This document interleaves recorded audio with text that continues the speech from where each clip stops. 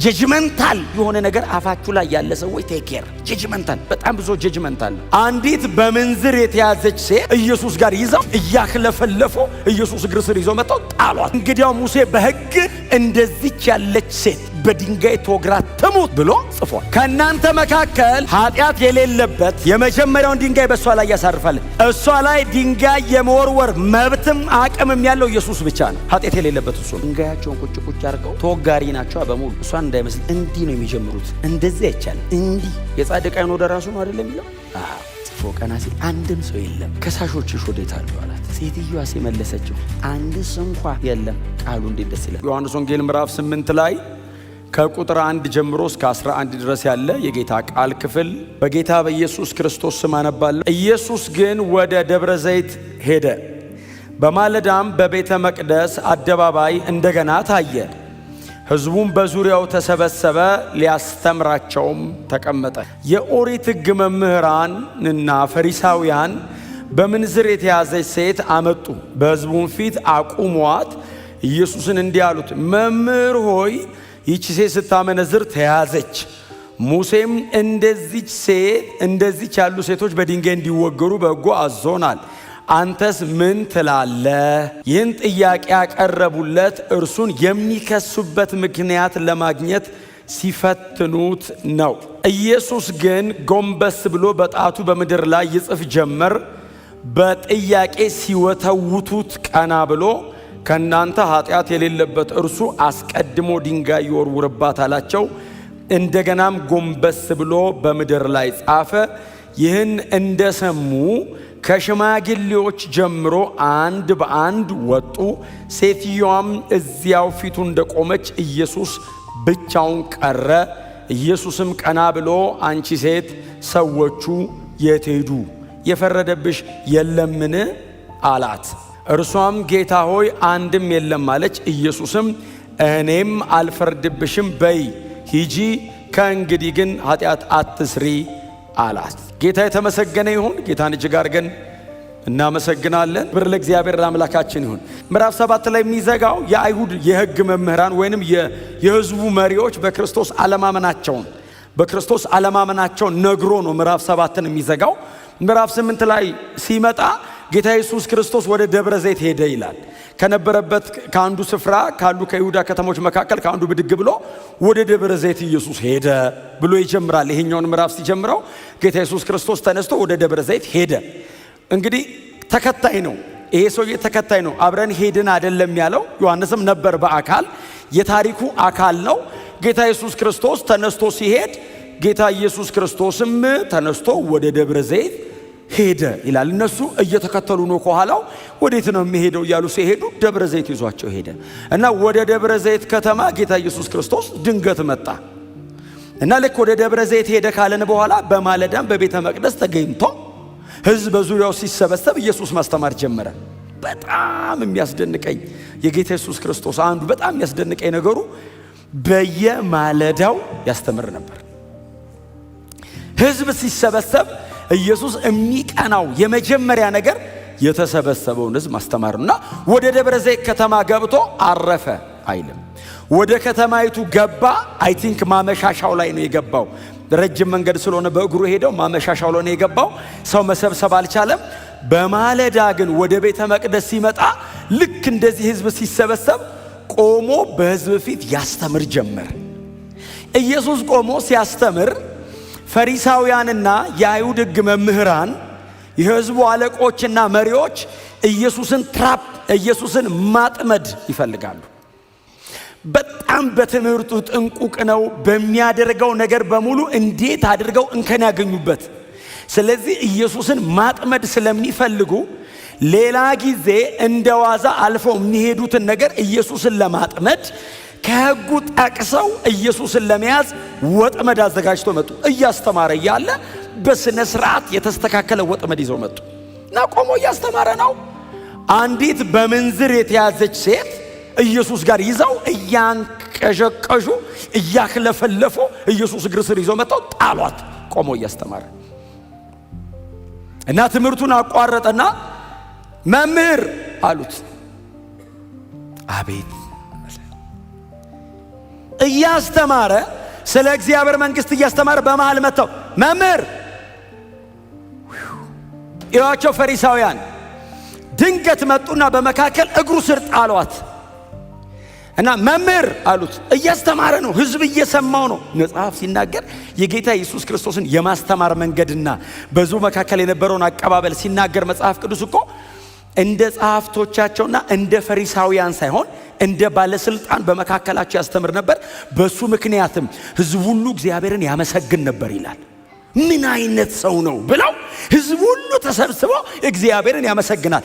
እንደዚህ አይነቱን ጌታችን መድኃኒታችን ኢየሱስ ክርስቶስን ለማጥመድ ተዘጋጅተው ፈሪሳውያን ዲዛይን አድርገው አስተካክለው ይጠብቁታል። እንደውም እኮ ማቴዎስ ነው የጻፈው ዓለም ከተፈጠረ ጀምሮ እንደዚህ ሰውዬ ተናግሮ የሚያውቅ የለም አሉ ይላል። ሰዎቹ ስንት ዓመት እንደኖሩ አላውቅም። ዓለም ከተፈጠረ ጀምሮ አሉ ሙሴ በለው ኤልያስ በለው ኢሳያስ በለው እነዚህ የብሉይ ኪዳን እንደነ እዝራ አይነት ኦራተርስ በጣም ማይትሊ የእግዚአብሔር ብርሃን ያላቸው ዓለም ከተፈጠረ ጀምሮ እንደዚህ ሰው ሕጉን በዚህ መንገድ ያበራራ የለም አሉ ይላል። በዚህ መጠን በእግዚአብሔር ኃይልና ጸጋ በመንፈስ ቅዱስ ተሞልቶ የሚያስተምረውን ኢየሱስን እግሩ ስር አምጥተው ጥለው መምህር አሉት። አቤት ሲል እቺ ሴት በምንዝር ተይዛለች አሉት። እሺ አለ ኢየሱስ። እንደዚህ አይቷት እነሱ ሊገሏት ነው። ኢየሱስ እየራራ ነው የሚያያት። እሺ አለ። ሙሴ አሉት። አንተ ማለታቸው ነው ባይዘው የብሉይ ኪዳን መጽሐፍ ሰባኪ ነህ። ኢየሱስ የብሉይ ኪዳን መጽሐፍት አስተማሪ ነው። ሰምታችሁ አዲስ ኪዳን ያለው ራሱ እሱ ነው። ስለዚህ ኢየሱስ ቆሞ ጉባኤ ላይ ካስተማረ የሚያስተምረው የብሉይ ኪዳን መጽሐፍትን ነው። ከጠቀሰ የሚጠቅሰው የብሉይ ኪዳን መጽሐፍትን ነው። እነሱ እጅም ላይ እሱም እጅ ላይ ያለው ሪፈረንሳቸው ብሉይ ኪዳን ነው። ስለዚህ አንተ የሕጉ መምህር ነህ። በሙሴ ዘመን የተነገሩ ሕግጋቶችን አንተ መጥተህ የተረጎምካቸው ነው። አዎ እንግዲያው ሙሴ በሕግ እንደዚች ያለች ሴት በድንጋይ ተወግራ ትሙት ብሎ ጽፏል። ይሄው መታለች፣ ምን ትፈርዳለህ? ትምህርት አቋርጠው ነው። ጉዳዩ ቀላል ግን አይደለም፣ አንገብጋቢ ነውና ኢየሱስ ሁሉንም አየና ወደ መሬት ዝቅ ብሎ ዝም ብሎ በጣቱ መሬት ላይ ጻፈና ከእናንተ መካከል ኃጢአት የሌለበት የመጀመሪያውን ድንጋይ በእሷ ላይ ያሳርፋል። እሷ ላይ ድንጋይ የመወርወር መብትም አቅምም ያለው ኢየሱስ ብቻ ነው። ኃጢአት የሌለበት እሱ ነው። መፍረድ የሚችለው ኢየሱስ ብቻ ነው። ሌሎች ማንም አይችልም። ከእናንተ መሃል አላቸው ፈሪሳውያን የሕጉ ባለቤቶች ናቸው። ጸሐፍት ፓፒረሱ ሲያረጅ ሰው ሲጽፍ ቆሞ በቃላቸው የሚያነበንቡ ናቸው። ሰዱቃውያን በትንሣኤ ሙታን አይመኑ እንጂ የሕጉ ጠበቆች ናቸው፣ አዋቂዎች ናቸው፣ የተመሰከረላቸው በጣም ትልቅ ስታንዳርድ ያላቸው ናቸው። ከእናንተ መካከል አለ ጌታ ኢየሱስ ክርስቶስ እየጠየቀ ያለው የመፍረድ አቅምን አይደለም፣ ፖዚሽን ነው እየጠየቃቸው ያለው። የሚችል አለ ወይ? ኃጢአት የሌለበት እናንተ መሃል ካለ የመጀመሪያውን ድንጋይ ይወርወርን ያሳርፍበት ሲል ከዛ ዝቅ ብሎ መጽሐፍ ነው አይደል የቀጠለው? ቋ የሚል ነው አይደል የምንጠብቀው? ቋ ቋ ቋ ቋ ሁሉ ሄዱ።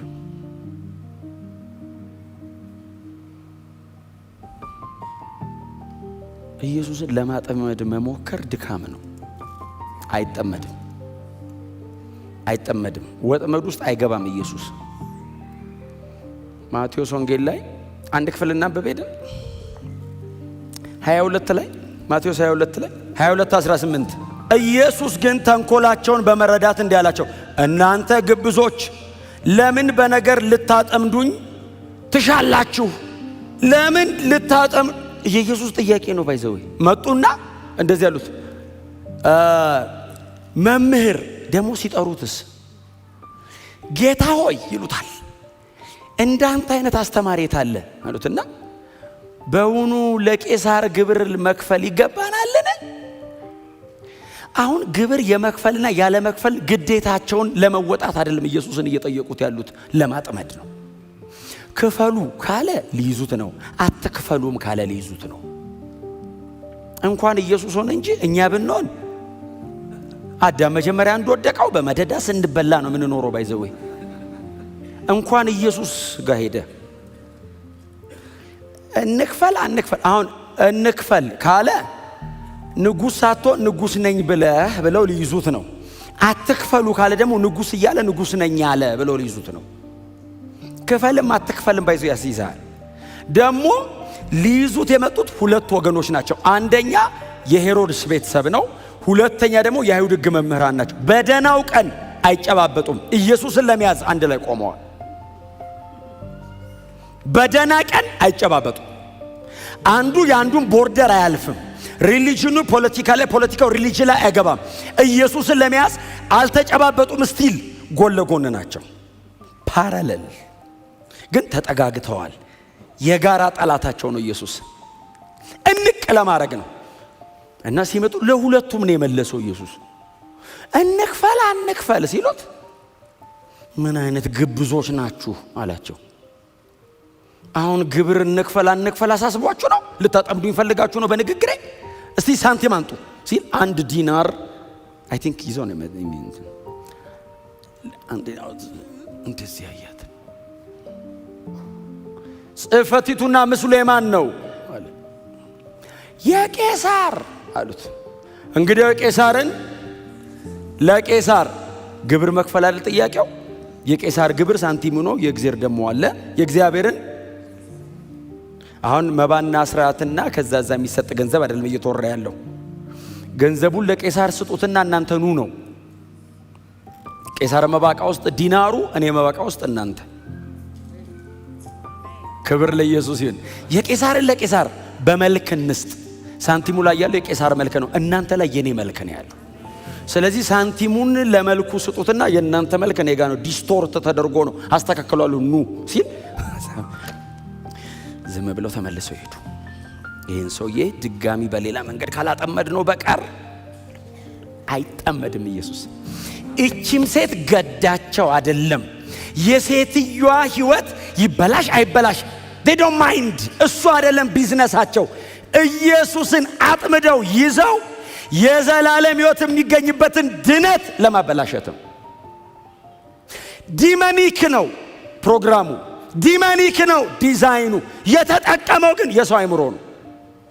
አሁን ሰዎቹም ላያውቁ ይችላሉ። አንጥተው እግሩ ስር ጥለው ሙሴ ትወገር ብሏል ጥቅስ ጠቅሰው ነው ሊያስሩት የፈለጉት ኢየሱስን። ጽፎ ቀና ሲል አንድም ሰው የለም። ጌታ እንደዚህ አላት፣ አንቺ ሴት አላት። ኢየሱስ ብቻውን ቀረ የሚል ቃል አንብባቸዋል። እንደሱ ነው የሚለው አይደል? ያነበብኩት ክፍል አብረው ቀሩ አይልም። ኢየሱስ ብቻውን ቀረ ይልና ያቺም ሴት ከፊቱ ቆማ ነበር ነው የሚለው። ኢየሱስ ብቻውን ነው የቀረው። እሷማ ፍርደኛ ናት። ዳኛው እሱ ነው፣ ተጠያቂው እሱ ነው። እሱ ደግሞ ሊፈርድ አይደለም የመጣው፣ ሊያድን ነው የመጣው። ዮሐንስ ወንጌል ምዕራፍ 3 ቁጥር 15ን ሂዱና አንብቡ እናንተ። እዚህ ዮሐንስ ወንጌል የሰው ልጅ በዓለም ላይ ሊፈርድ ሳይሆን ኃጢአተኞችን ሊያድን ነው የመጣው።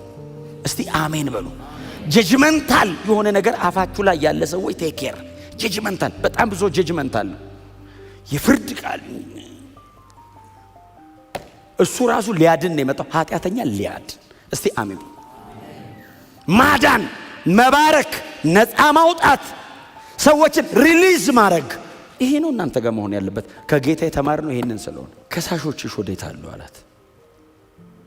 ኢየሱስን አይደለም ሊያጠምዱት ይምጡ እንጂ እሷን የከሰሷት። እኔን ለማጥመድ የተጠቀሙት አንቺን ነው።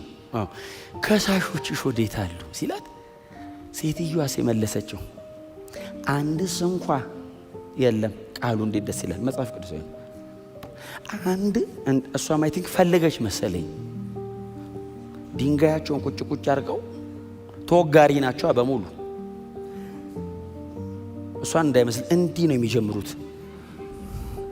እንደዚህ አይቻልም። እንዲህ የጻድቅ አይን ወደ ራሱ ነው አይደለም የሚለው። ድንጋያቸውን ቁጭ ቁጭ አድርገው ተወጋሪ ናቸው በሙሉ። እሷን እንዳይመስል እንዲህ ነው የሚጀምሩት። እንደዚህ አይቻልም። እንዲህ የጻድቅ ዓይን ወደ ራሱ ነው አይደለም የሚለው? ድንጋያቸውን አስቀምጦ ሄዷል። የታሉ ሲል አንድስ እንኳ የለም ስትለው ጌታ ምንድን ነው ያላት? እኔም አልፈርድብሽም። እስቲ አሜን በሉ።